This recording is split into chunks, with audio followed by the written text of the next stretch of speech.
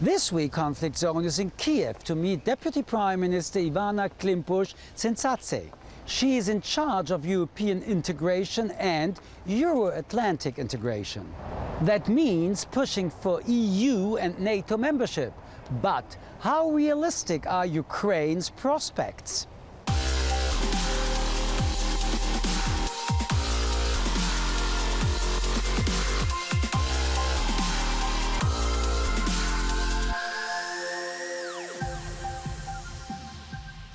Ivanna Klympush-Tsintsadze, welcome to Conflict Zone. You are Deputy Prime Minister for European integration. But current membership of the EU is no more than a pipe dream, is it? For us Ukrainians, it's a goal, it's a dream, it's a task. It will take a long time that this dream will get reality.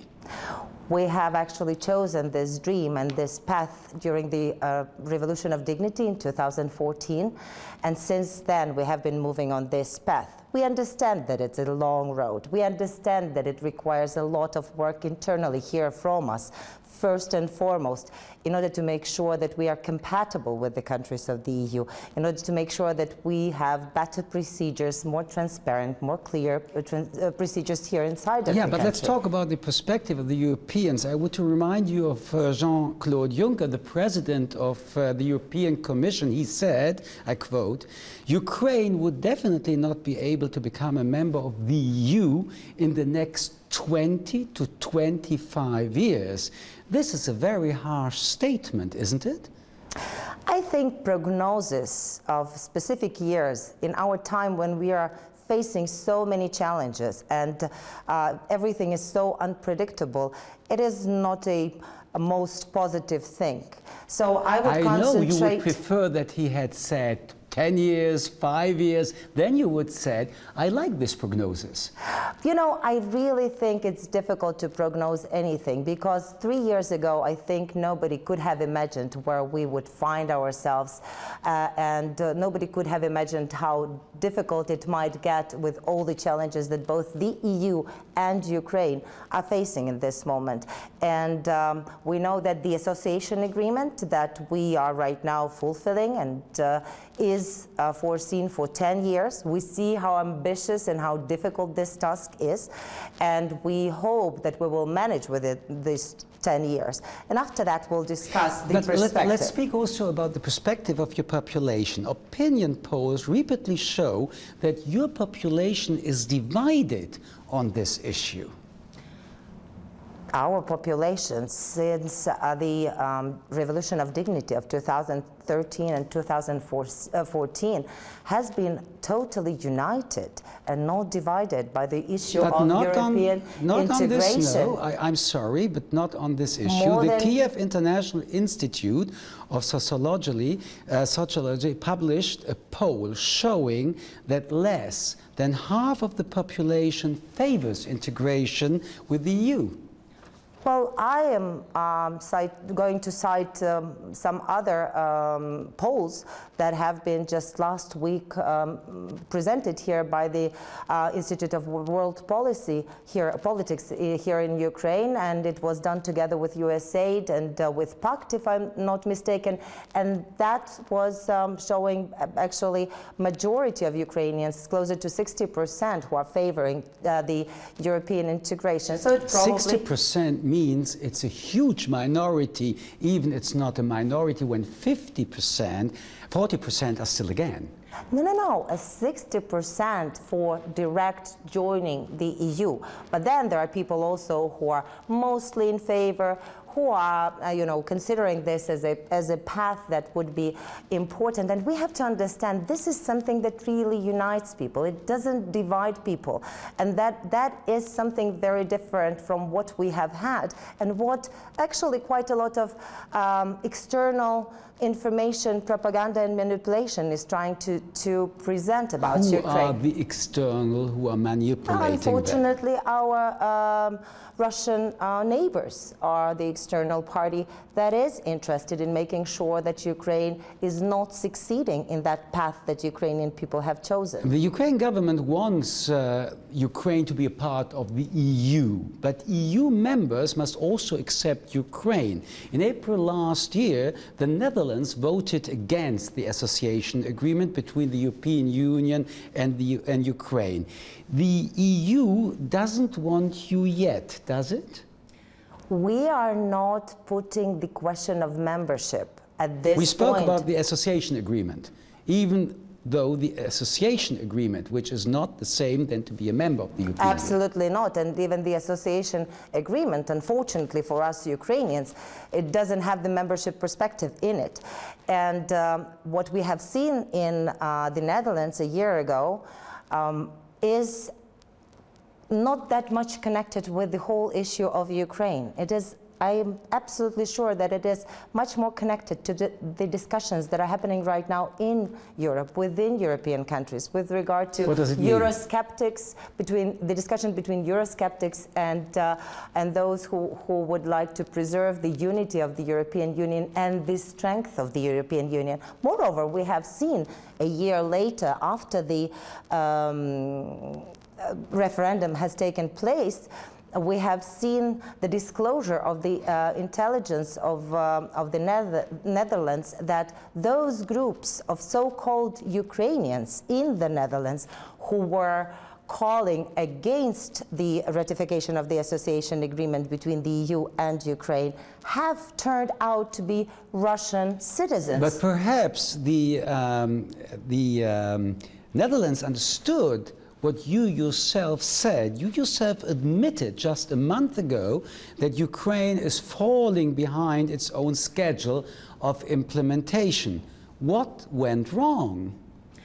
As I said, it's extremely ambitious and extremely overarching document, the association agreement. And right now we are... It's not only a question of documents, it's a question of reality. It's a question how the political system is in reality working in this country. It's not only about political system, it's also about the capacity of the public administration to deliver. But it's not only a paperwork to be a member or associate member to the EU. Definitely not. But in order to actually get everything moving, you really have to make sure that you have enough professionals in the public service. And that's why, for example, one of the horizontal reforms that we are very much focusing on is the public administration reform. But perhaps there are really other reasons why these problems are here. There are indisputable criteria for EU membership. Functioning institutions, you just mentioned it, it's not now as it has to be. The rule of law, for example, but corruption makes all that impossible. There is a lot of corruption still in Ukraine, isn't it? Well, I understand why you are saying this, and really? Why? A lot of because people have been mentioning this as well. But you have to see that over the last 3 years, Ukraine has definitely done much more than it has ever achieved over the 23 years of its But what does it mean? independence. From which point of view, from which perspective are you telling us? And we can tell, well, for example, with regard to corruption that you've alluded to, or the rule of law. When I came into the airport, there was a big paper which were telling us, everybody who is coming in, no corruption in the Ukraine. To be honest, in Germany and France, you don't need such an advice. We are going through a very difficult and very intensive period of breaking off with our colonial past, with inefficiency of the state system, with corruption, with vested interests, with all of those corruption-prone practices that have been here rooted not only during the 23 years of first years of independence, but also during the Soviet times, during the Soviet Empire being present here. here. And what we've done over this couple of years, from the mere idea of having anti-corruption institutions, we have passed the legislation to have them. We have built Anti-Corruption Bureau. We have built Anti-Corruption Prosecution. We have built Agency for Preventing Corruption. So let's speak what happens today after all this was done. In Transparency International Corruption Perceptions Index 2016, I mean last year, Ukraine ranked 131st out of 176. Aren't you ashamed of that? This is the result of all this work? As a citizen, I would like to have us moving much faster. But I know how difficult it is. And again, look what we've done. Let me tell you what we have done. But I want only to speak out again that 131st of 176 after all these efforts. I'm sure that we will see the results of Ukraine going up as we are going up on other indexes as well in the nearest years, because finally in 2016 these anti-corruption institutions finally have become functional. And it was at the end of the 2016 that we first had to had 136,000 of Ukrainian public officials going through a extensive electronic declaration process. According to a survey published late last year by the Center of Insights in Survey Research, 20% of respondents had friends or relatives who had to pay bribes in the past 6 months, and nearly 10% had personally to pay bribes. Corruption is an everyday reality in the Ukraine still. I wish you would also cite those facts that just the last week, six MPs of the Ukrainian parliament have been asked to be revoked of their immunity against criminal prosecution by the Prosecutor General because there have been investigations against them and that are proving that they have did something wrong, which is unimaginable in the whole history of Ukraine. So you're not mentioning that fact that about 330 investigations against highest officials are going on right now in the National Anti-Corruption Bureau, and 65 have already been, or 68 have been already filed for indiction. The European Enlargement Commissioner, who is responsible also for these issues, Johannes Jahn, said declarations should target corruption in public administration, not hamper work of civil society. That does not seem progress, especially on the road to have a tighter relationship with the EU. He was speaking about NATO and about a legislation that after that decision demanded that not only the legislation is on people who are working in the government, but also includes civil activists, including anti-corruption campaigners. You're making life difficult for people who want to make corruption difficult.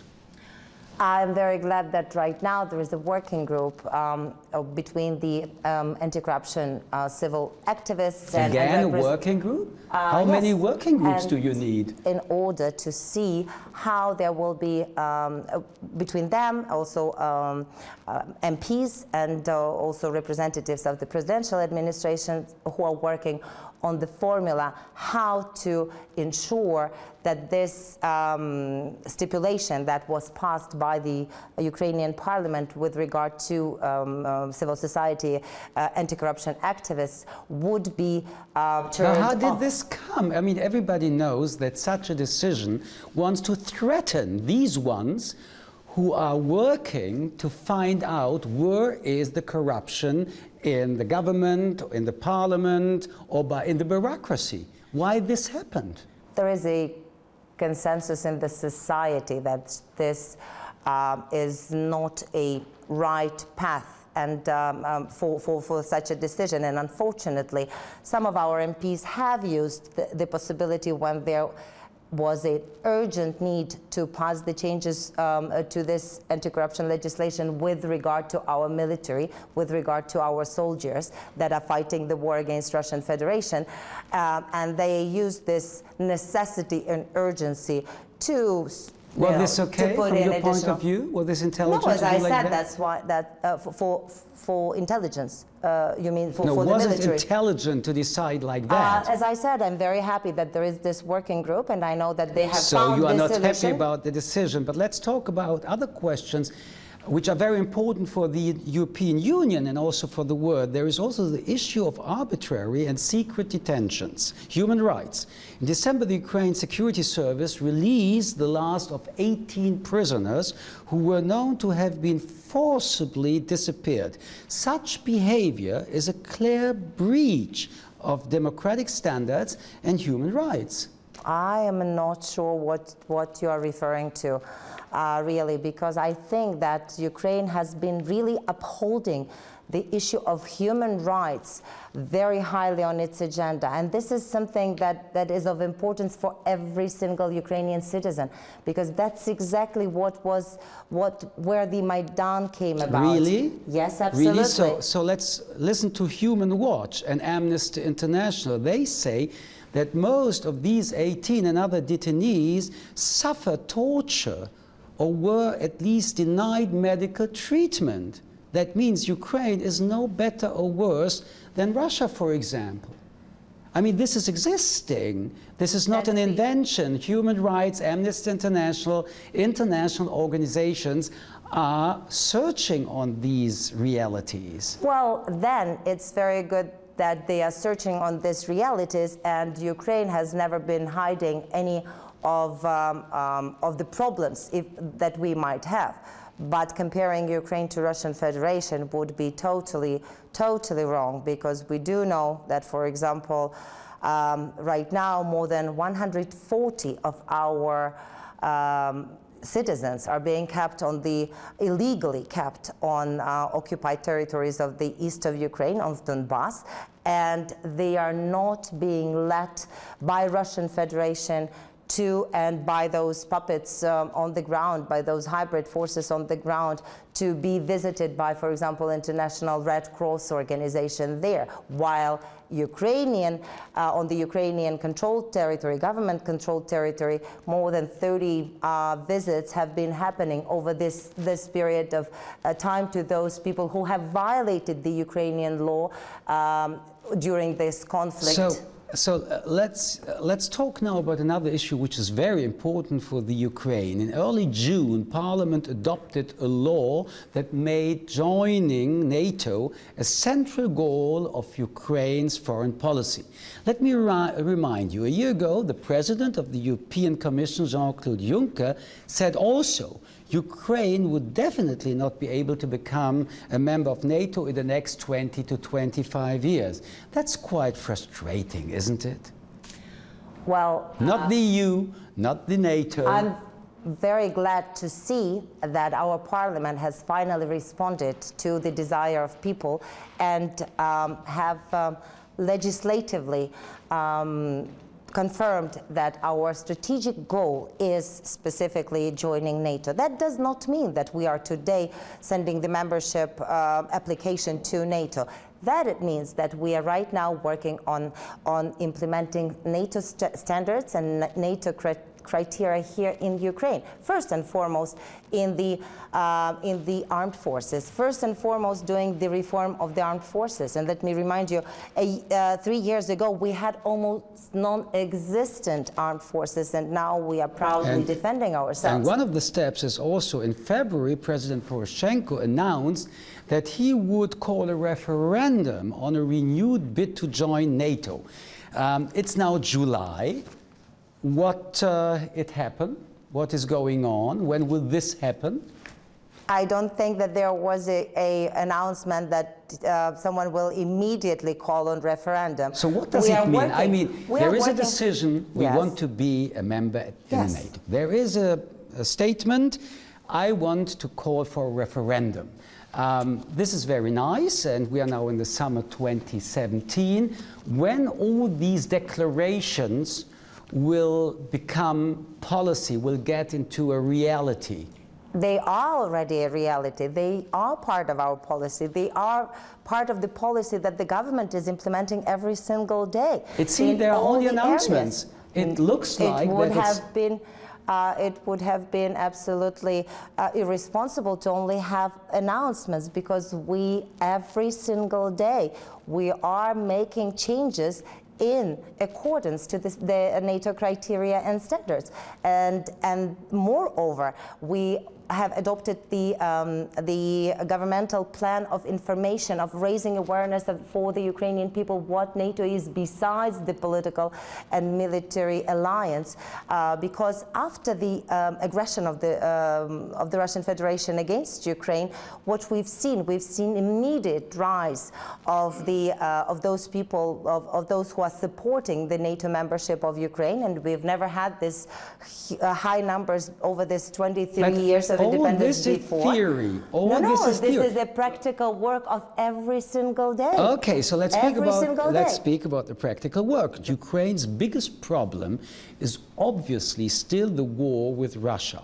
More than 2 years after it was signed, the Minsk agreement is showing little or no effect, is it? Well, Minsk has done something very important. It has stopped this tremendous bloodshed, but unfortunately it has not led so far to a real ceasefire. It has not led so far to as it was agreed, to the withdrawal of heavy weapons from the touchline. It has not led to the exchange of hostages. It has not. So where is the success? The respected think tank Carnegie Europe says Minsk is destined to fail because it is designed to fail. It never had a chance, did it? Nothing changed, really. We do not see Russia being willing to implement Minsk, while Ukraine is really doing everything possible and impossible to make sure that we are implementing our part of the Minsk agreements. Really? And yes, and we have agreed with our partners within Normandy format, with Germany and with France, that, and it was also signed up by Russian Federation, that there is a need to work out a specific roadmap where the sequence of the steps will be foreseen, and where the responsibility of the implementation of those steps Sorry to interrupt you, but I have to understand something, because you said the Ukraine is doing everything possible, and Ukraine's prosecutor general Yuri Lutsenko doesn't want to implement all the points, either even if it were theoretically possible. Lutsenko in Germany's newspaper Bild said on the 1st April 17, quote, "There can be no general amnesty." Do you agree? He said that in German. We are stressing that it is... it's a part of the Minsk agreement. It is a part of Minsk agreement. Article 5. It is part of the Minsk agreement, and it is part of the political agenda of the Minsk agreements. And it's not political, it's an agreement, and the prosecutor general is saying no. It is a political part of the agreement, and before we get to the political part of the agreement, I hope you would agree that it's important to have a sustainable and durable ceasefire. Only from the beginning of 2017, we have 120 of our soldiers who have died. We have almost 900 of our soldiers who have been wounded. We have 47 civilians who died from the attacks. Absolutely from those militants. Accepted, but there is an agreement, and this agreement was signed because all of the victims, and on the 1st of April, your prosecutor general said we don't respect the agreement. No, he didn't mean that. He was probably, I'm sure, referring to the fact that first and foremost we have to ensure that there are security preconditions to go further, and the heavy weapons that have been had to be removed, withdrawn from the touchline. We are seeing more than 4,500 of violations of the But one thing has nothing to do with the other. No, definitely has to do with everything, because if we do not see Russia fulfilling the necessary security preconditions, then it is extremely difficult to discuss anything that would be connected with the political issue. Let me ask you another question. Sanctions were invented to force Russia to change the policy. Last week, the EU extended sanctions against Russia. But until now, the sanctions haven't achieved anything. Do you believe in sanctions against Russia? Sanctions have unified stance of the EU and Western world in sanctions and coordinated approach towards sanctions. It didn't change anything, nothing. It is creating the necessity for Russia to actually return back to respect of the international law. If Russia wasn't nervous about the sanction, if Russia wasn't feeling uncomfortable, it wouldn't have been trying all this time to try to divide the countries of the EU over the issue of sanctions. Thank you very much for being on Conflict. Thank you. Really, it was a pleasure. It's my pleasure as well. Thank you. Thank you.